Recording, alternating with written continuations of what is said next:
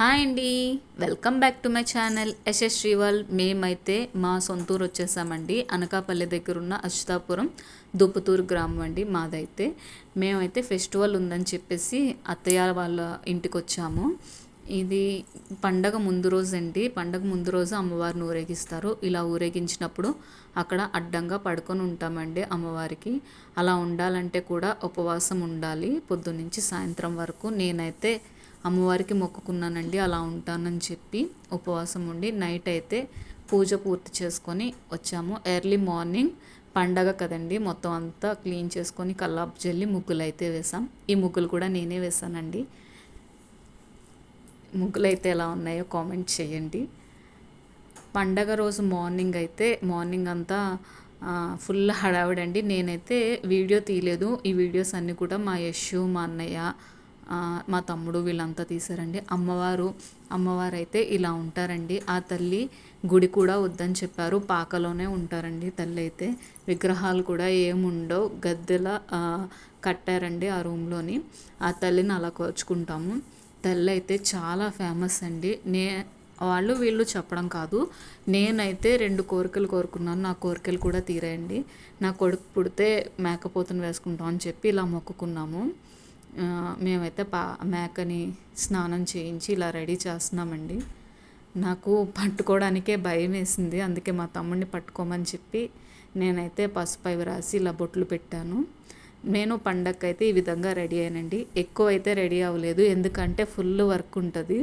చుట్టాలందరూ వస్తారు కదండి, వంటలు అన్నీ కదా, అసలు రెడీ అయ్యే ఛాన్స్ కూడా ఉండదు. ఎర్లీ మార్నింగే లేచి అమ్మవారికి మొత్తం పళ్ళు అద్దం అయితే పెడతారండి. అమ్మవారికి పొడవాటి అద్దం పెడతారు. అట్టిపళ్ళు గల పసుపు, కుంకుమ, సాంబ్రాణి ఇవన్నీ తీసుకొని వెళ్తామండి.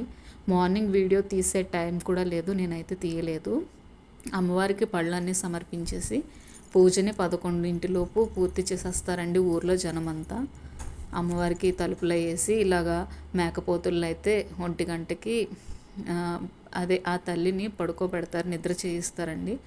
ఆ తల్లి యొక్క 2 మేకలు ఉంటే అవి అయితే ఎప్పుడు లెగుస్తాయో వాటిని వేసిన తర్వాతే ఊర్లో అందరి మేకల్ని వేస్తారండి.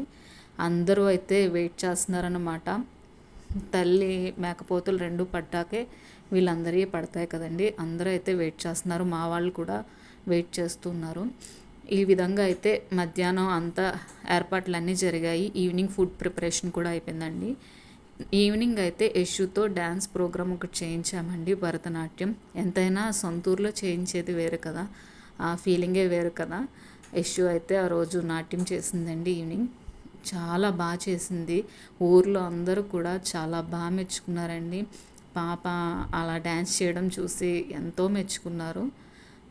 ముందుగా హ్యాపీగా ఫీల్ అయింది అయితే వాళ్ళు నానమ్మ, తాతయ్య అండి. చాలా హ్యాపీగా ఫీల్ అయ్యారు. బద్ది సోమనాయుడు మనవరాలు డ్యాన్స్ చేసింది, నాట్యం చేసింది, ఎంత బాగా చేసిందంటే అని ఊర్లో అందరూ అంటూ ఉంటే మా మావయ్య గారు అయితే చాలా హ్యాపీగా ఫీల్ అయ్యారండి. నిజంగా చెప్పడానికి కూడా నాకు మాటలు రావట్లేదు, అంత హ్యాపీగా ఫీల్ అయ్యారు. మనకు అంతకన్నా ఏం కావాలండి? మన మన పిల్లల వల్ల మన పెద్దవాళ్ళకి మంచి పేరు వస్తే ఇంకంతకన్నా ఏం కావాలి చెప్పండి. నాకైతే చాలా హ్యాపీగా ఫెస్టివల్ ఎండింగ్ అయితే చాలా హ్యాపీగా జరిగిందండి. మిగతా నేను ఫుల్ వీడియో అయితే తీయలేదు, నా దగ్గర ఉన్న వీడియోస్ వరకు ఇలా పెట్టాను. Thank you for watching. Bye.